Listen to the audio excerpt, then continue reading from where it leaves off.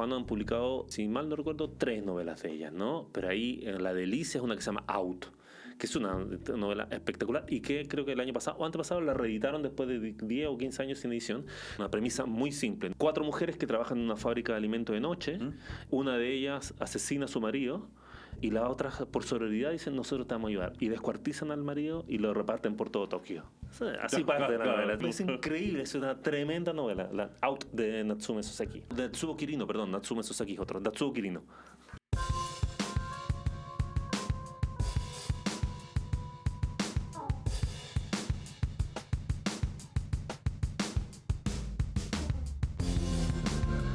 Puerto Negro, el podcast, tercera temporada. Esto es Puerto Negro, el podcast, desde los estudios de Campus Creativo de la Universidad Andrés Bello, donde desentrañaremos las sórdidas tramas del género policial, criminal y negro.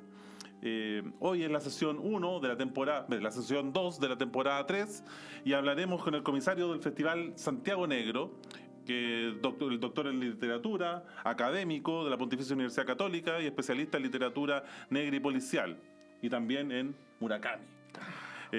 Hace unos años publicó la selección de cuentos Tipos Duros, antología de cuentos pulp, y es grato tener en esta segunda sesión al señor Marcelo González. Hola Marcelo, ¿cómo estás? Muy bien, muchas gracias. Gracias Luis.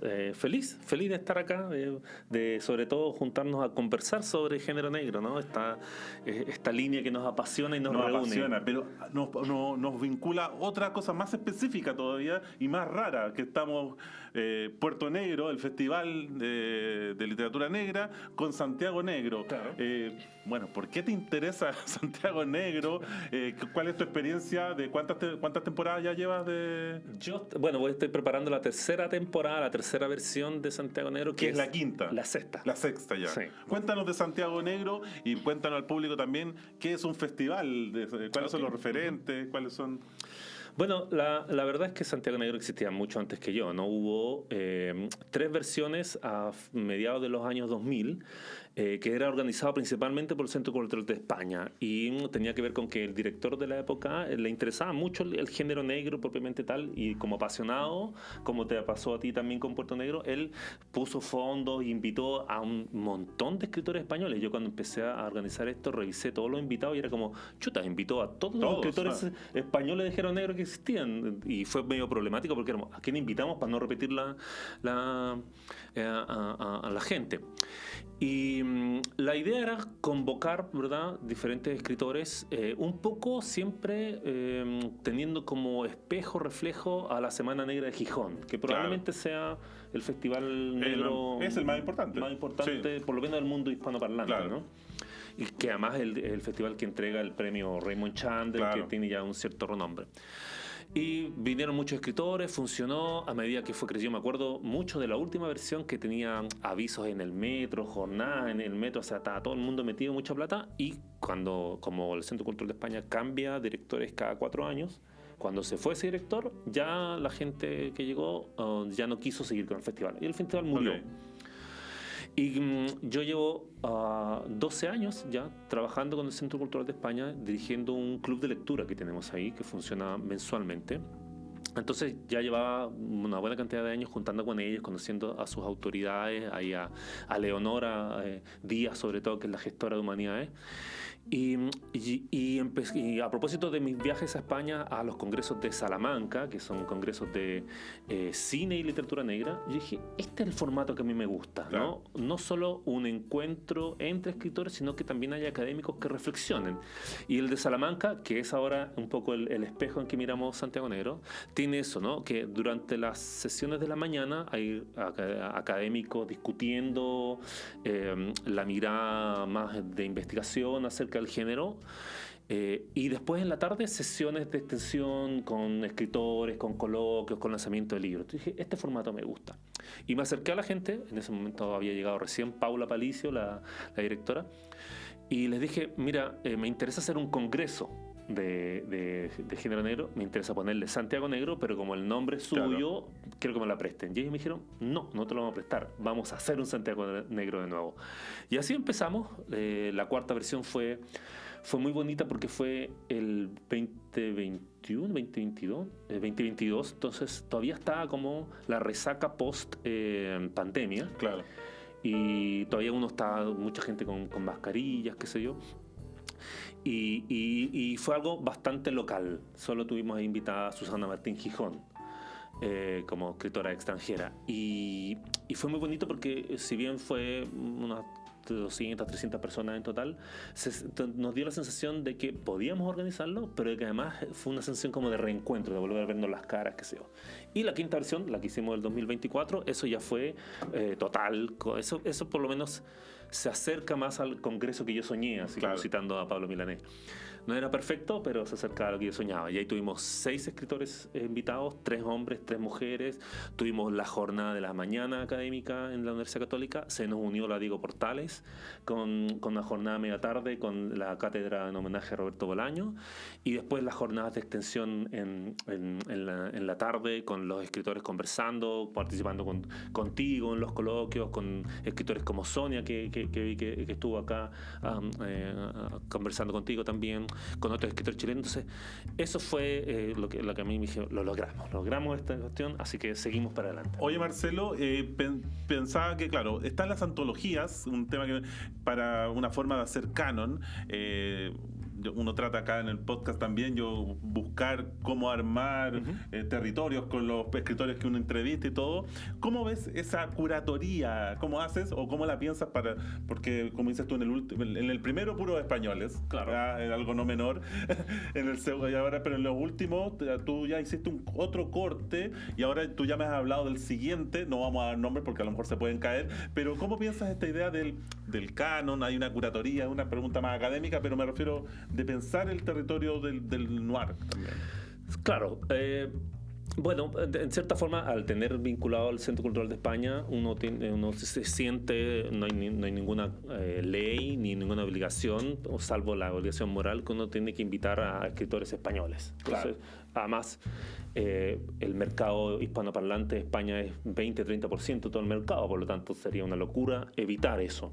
Pese a que de una de las grandes casas editoriales, cuando me junté con ellos hace un par de años, me dijo que los escritores españoles acá no vendían. Los escritores españoles de género negro no vendían. Dije, bueno, si no los promocionan, ¿cómo van a vender? Pero la lógica un poco del 2025, del 2024, de la quinta versión, era empezar a cubrir territorio latinoamericano, porque si bien, y esto es muy colonial, ¿no? Si bien nosotros podemos viajar a Estados Unidos, a Europa sin problema y nos pegamos el plantón de 14 horas en vuelo, los europeos no les gusta tanto viajar 14 horas, me imagino porque no están acostumbrados. Yo creo que viajar de España 14 horas a una parte del mundo es como llegar a Rusia, una cosa brutal. Entonces, la idea era un poco cómo seduzco a un escritor, en este caso español, pero pensando también en escritores de otras nacionalidades europeas en el futuro, para que vengan. Y la idea fue empezar a crear una red, para decirlo de alguna manera, latinoamericana de festivales, de congresos. Entonces nos contactamos con la gente de Córdoba Mata, nos contactamos con la gente de la Semana Negra de Buenos Aires, estamos en contacto con Días Contados de Uruguay, ahora sé que en Lima van a empezar. Entonces, la idea era en el fondo decirle a los escritores, mira, claro, te vas a pegar un plantón de 14 horas de vuelo, pero vienes a estar aquí 1 semana, 2 semanas, vas a estar en 4 países distintos, entonces les parece mucho más atractivo. Esa era por una parte. Y en el mismo sentido, si vamos a empezar a tener conexiones, también me parece muy curioso que somos vecinos con Argentina, estamos al lado de Uruguay, con Lima, y nos leemos muy poco entre nosotros. Más bien uno llega a un escritor extranjero de género negro porque tú lo leíste, porque alguien te lo recomendó, no porque tengamos nuestras editoriales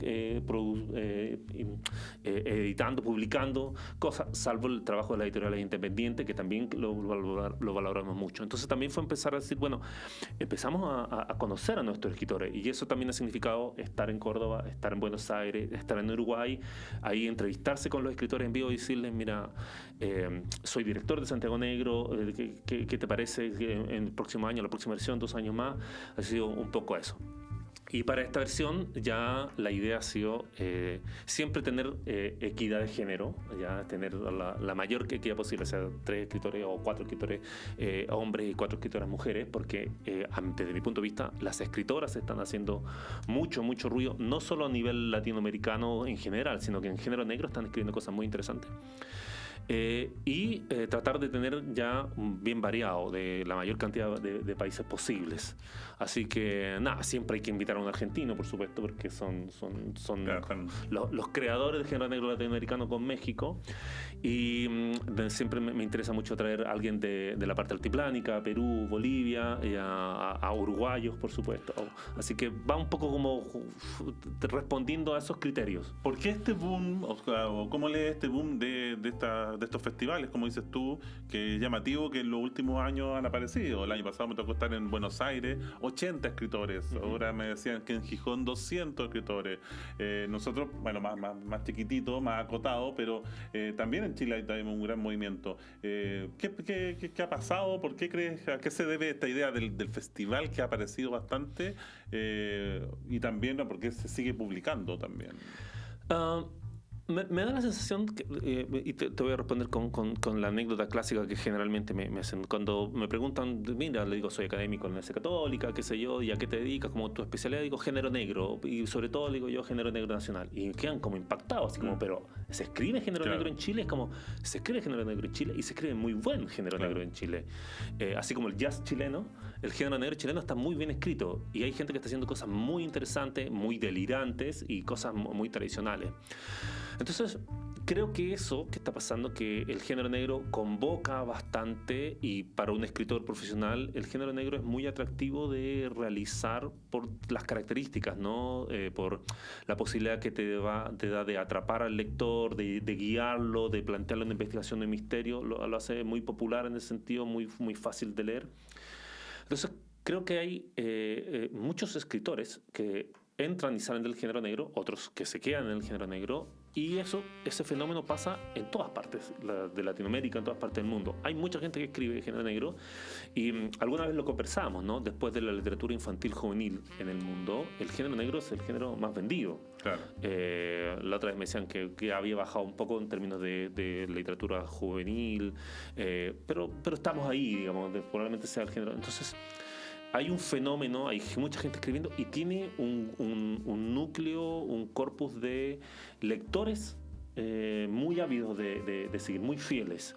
Entonces, eso te promueve, te propicia la posibilidad de reunir escritores, de invitarlos, de conocerlos, y también de que te dicen, mira, él escribe género negro en Uruguay, en Paraguay, en Argentina. Entonces tú ya sabes de qué tipo de novela escribe, o más o menos tienes una idea. No tienes que entrar como a investigarlo, claro, a dudar. No es un misterio.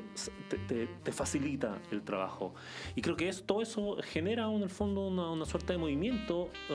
Y en lo personal, además, me sucedió que cuando yo me acerqué a la gente del género negro en Chile, la gente fue muy amable conmigo, a diferencia de otros escritores. Como que te reciben de brazo abierto, inmediatamente tú dices, oye, podemos conversar, pero claro, te invitan. Tengo esa impresión también, claro, y yo como, tú al menos eres escritor, y yo lo único que he escrito en mi vida son un par de cosas académicas, y me era como, mira, no escribo nada, pero no, por favor, es gente muy amable, y eso me ha pasado también encontrarlo en todas partes del mundo en los que yo, a propósito del género negro, la gente, los escritores son muy amables, están muy agradecidos de que uno los lea, de que uno se interese por ellos, y no va solo como una lógica de publicidad, como que uno pudiera decir, claro, si él me entrevista, mi novela se va a vender más. No, es una gratitud honesta, creo que eso. Uno en estos festivales, y también en el tuyo en Santiago Negro, bueno, el año pasado vino, no sé, pues Servando Rocha, pero también Flor Canosa, también,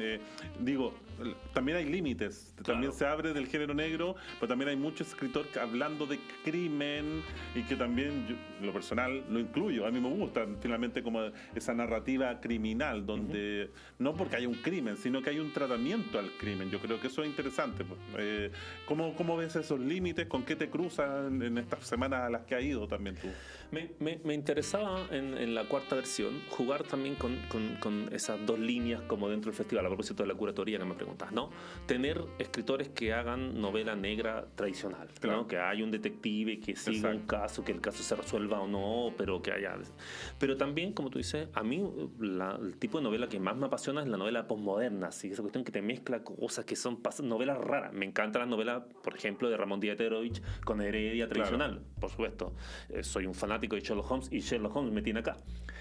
Pero me encantan las novelas donde toman el género y lo pervierten, lo invierten, lo destruyen, que me lo encuentro tan original. Entonces me interesaba seguir esa línea. ¿Hasta dónde puede llegar el género negro? Porque una de las cosas que con mis estudiantes siempre discuto es justamente de cómo las editoriales se han un poco colgado del concepto de género negro y hoy día te venden cualquier cosa como género negro y en general eso termina haciendo que me compro novelas que dicen esto es género negro y después digo, esto no es género negro. Pero me gusta explorar los límites, hasta dónde es género negro, qué tan innovador es. Me encanta encontrarme con novelas que tienen el núcleo y fuerzan los límites, van más allá. Estoy pensando, por ejemplo, me encanta la novela Pablo Rummel, que experimenta con mezclas, sus pastiches me parecen súper interesantes, así que juego siempre con eso, los voy buscando y en general diría que los congresos a los que he participado también está siempre una línea muy tradicional de género negro y otra cosa que tiene que ver con cine, series, videojuegos, claro. Ya cualquier cosa que entre en el marco de lo que uno puede hablar. Alguna vez recuerdo haber estado en una charla sobre poesía negra. Era como, ¿quién escribe poesía? Y efectivamente era como, es legible desde ese punto de vista, ¿no? Oye, y hay muchos referentes y aquí tú hiciste hace unos años esta antología que está muy... tiene un gran valor de que rescata autores que no están a la mano. Ajá. Hay una traducción nueva con un equipo que tuviste, Tipos Duros, antología de cuentos pulp. Cuéntanos del proceso, la importancia también ahí de leer, releer otros autores. No están los clásicos acá. Digo los clásicos, los más conocidos. Solo está Dashiell Hammett con su primer cuento, pero que aparece con su seudónimo. Claro.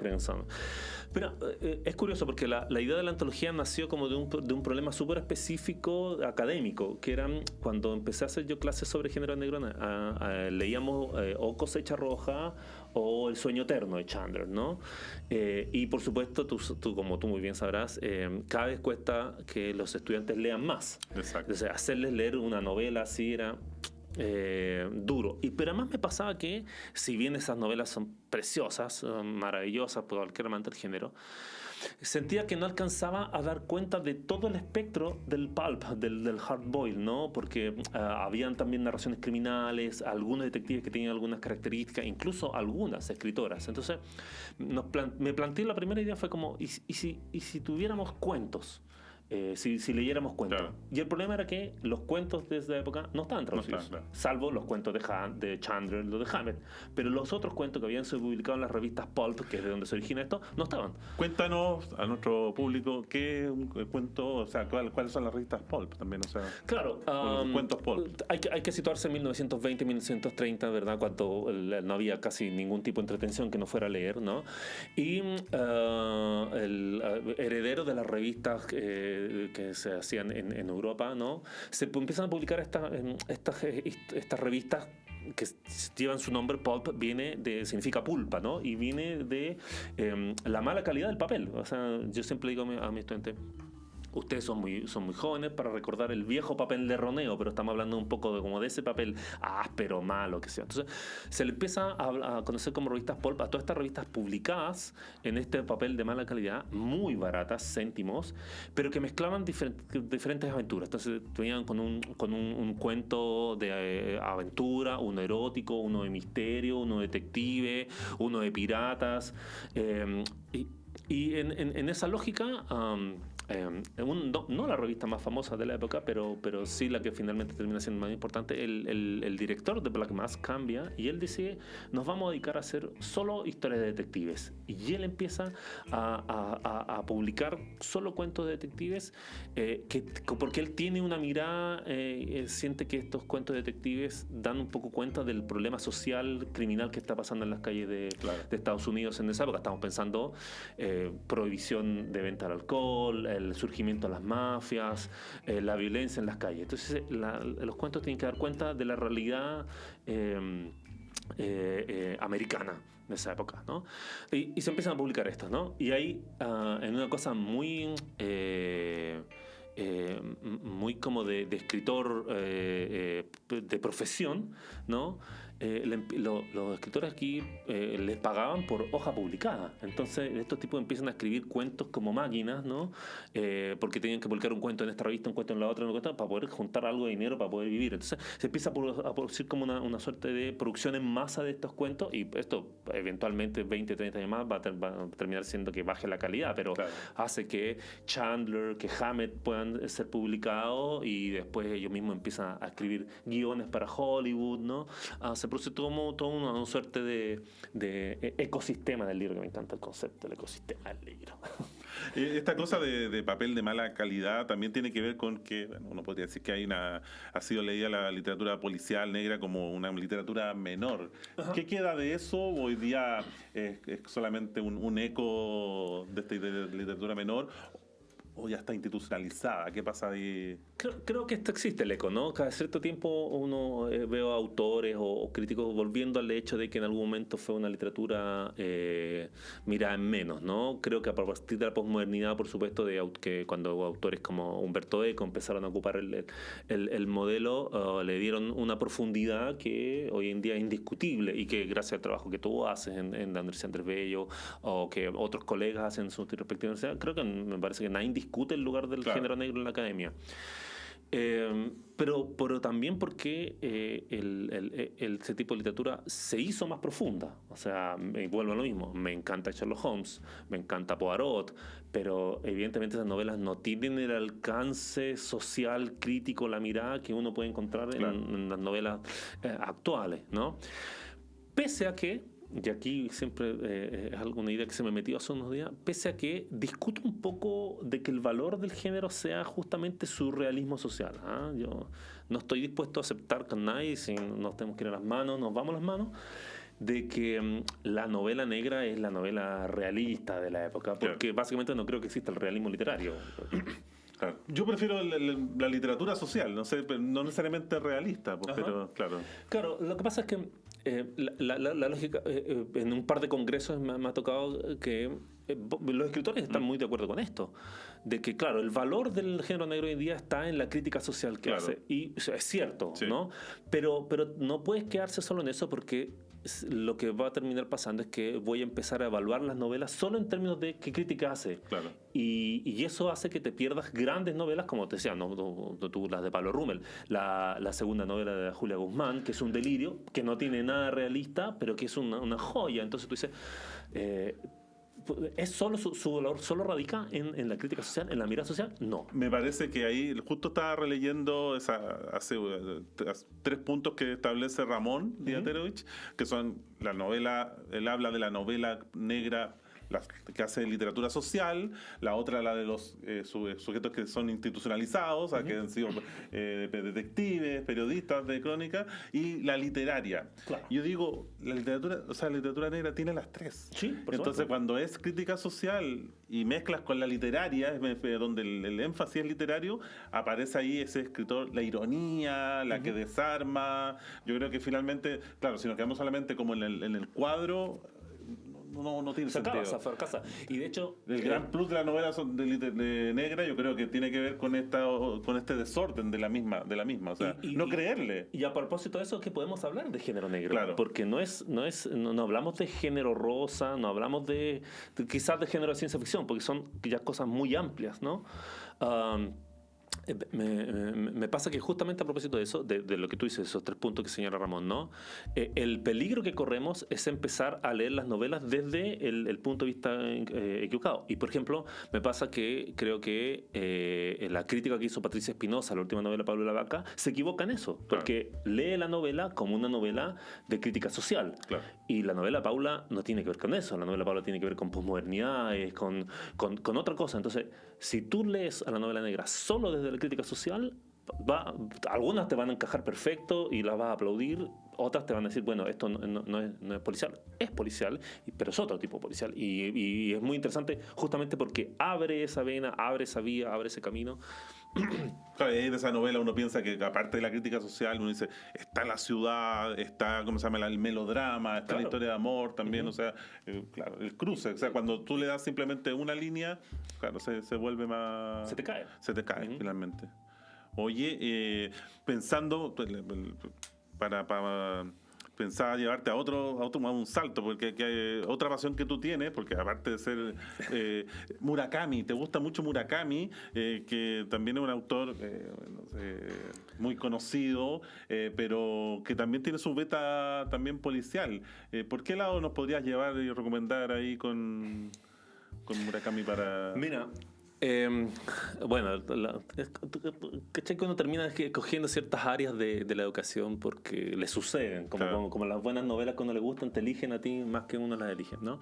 Llegué a Murakami por casualidad alguna vez y me quedé pegado ahí porque en realidad me gusta mucho, valga la redundancia, lo que acabamos de hablar, ¿no? La mirada crítica que él hace del capitalismo japonés. O sea, me encanta porque es una mirada desde el vientre de la bestia, ¿no? Probablemente después de Estados Unidos no habrá un país más capitalista que Japón, ¿no? Entonces me encontré con él por eso. Y a medida que empecé a leer Murakami, me fui desarrollando la beta negra y me di cuenta que Murakami era un fanático del género negro. Y de hecho, la primera traducción de Raymond Chandler al japonés la hizo Murakami. Ah, mira, no sabía. Claro. Y hay una entrevista, también se la muestro a mis estudiantes en su momento, en donde Murakami reconoce haber escrito la novela que nosotros siempre leemos, que es La Casa del Carnero Salvaje. Totalmente recomendada si te gusta el género negro, ¿no? Donde él dice, yo lo que hice fue copiar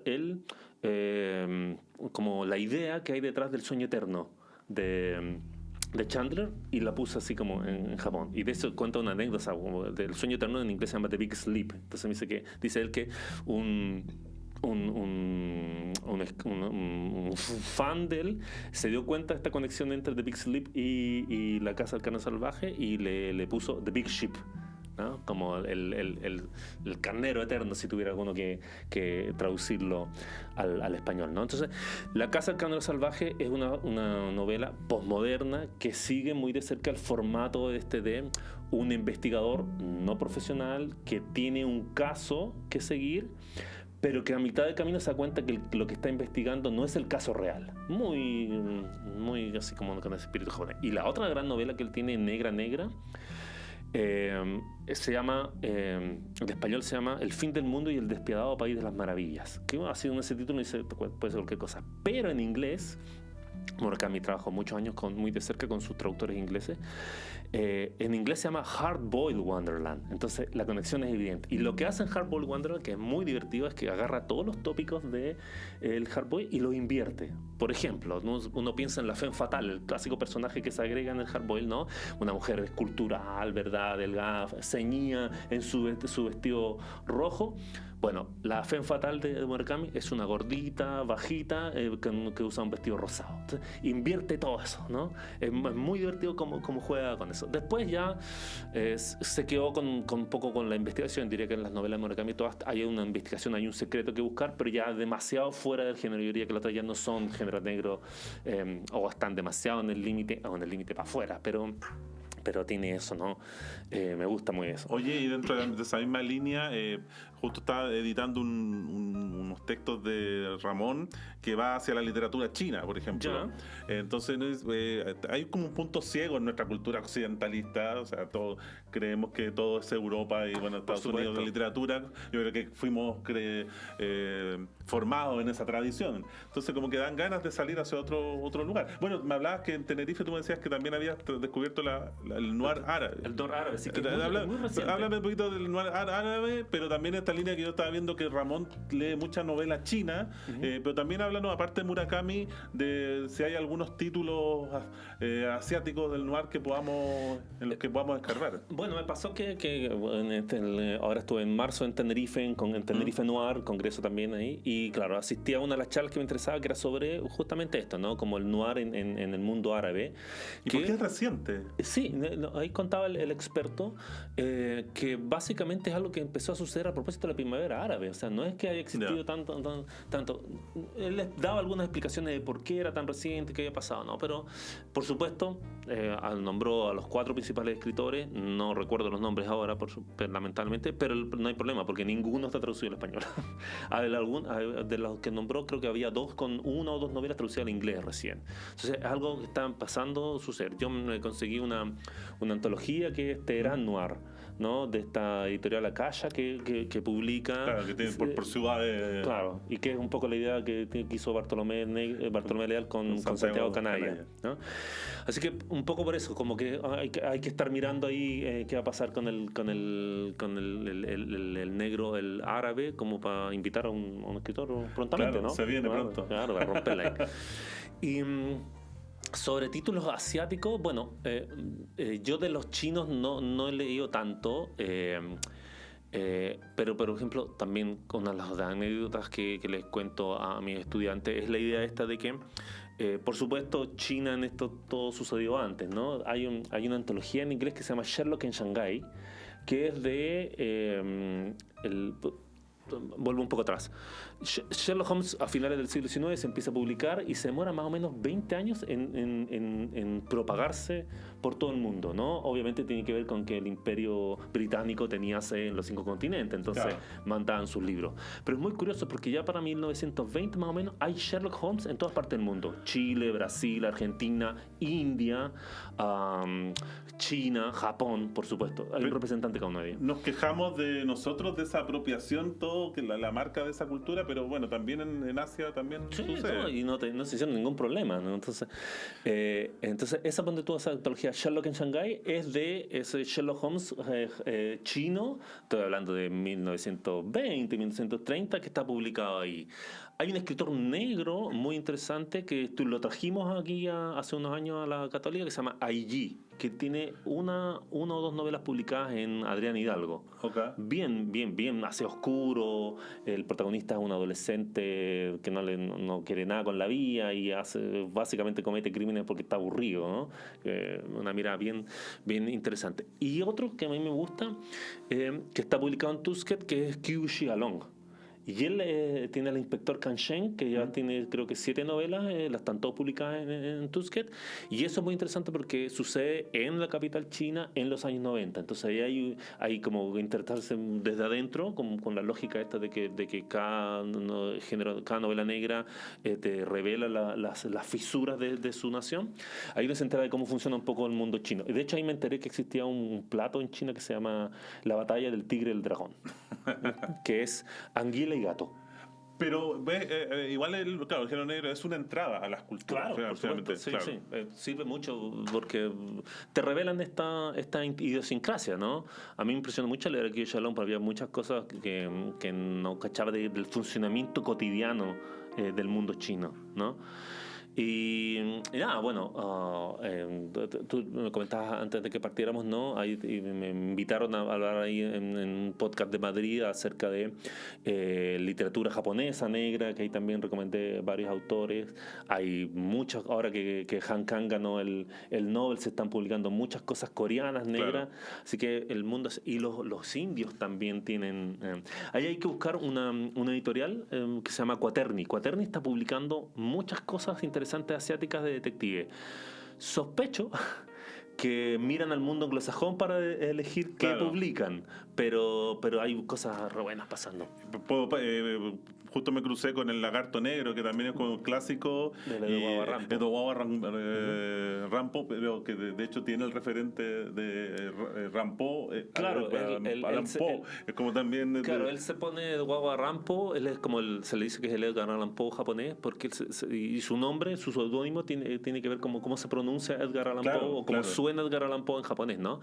Es muy curioso lo que pasa con. Sería interesante pensar, claro, después de esa tradición ultra anglosajona que tienen también los japoneses, como que cuál sería el propio. No sé si el samurái tendrá ¿cuáles serán esos referentes? Bueno, es que el problema con la cultura japonesa es que tiene esa discusión, hasta por lo menos la Segunda Guerra Mundial, tiene esa lógica de discutir, ¿no? ¿Qué hacemos con nosotros, con nuestra cultura? Claro.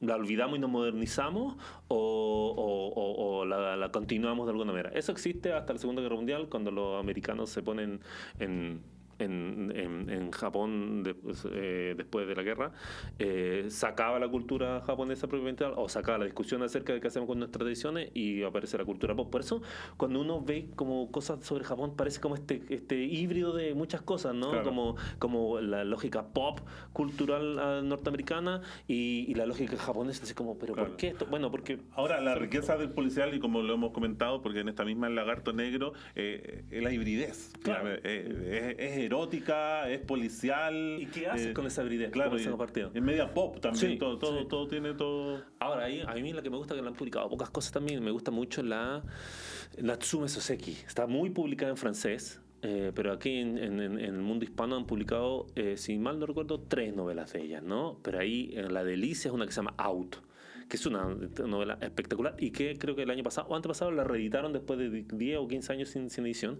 Es una premisa muy simple, ¿no? Son 4 mujeres que trabajan en una fábrica de alimentos de noche. Una de ellas asesina a su marido, y las otras, por sororidad, dicen: nosotros te vamos a ayudar, y descuartizan al marido y lo reparten por todo Tokio. Así parte de la novela. Entonces, como el crimen de las casitas, claro, de las cajitas, perdón. Sí, es increíble, es una tremenda novela, la Out de Natsume Soseki.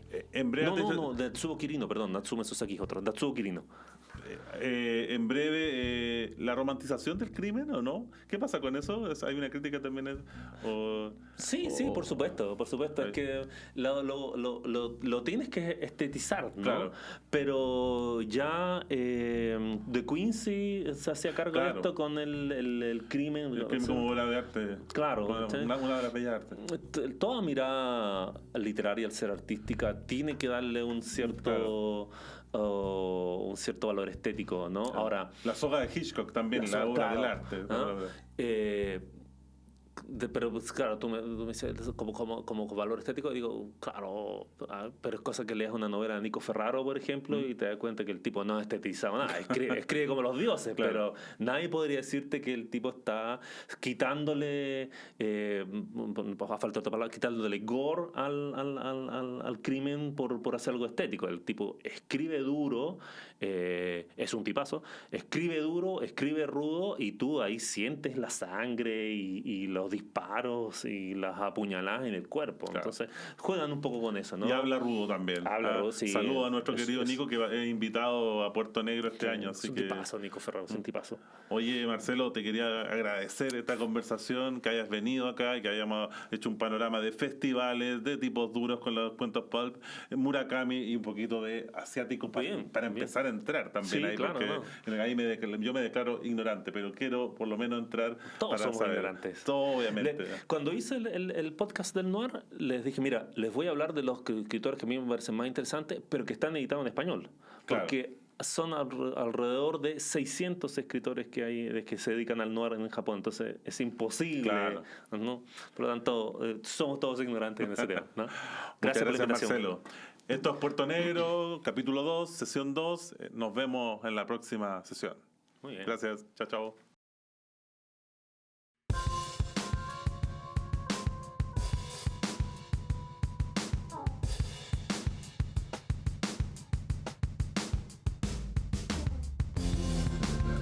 Puerto Negro, el podcast, tercera temporada.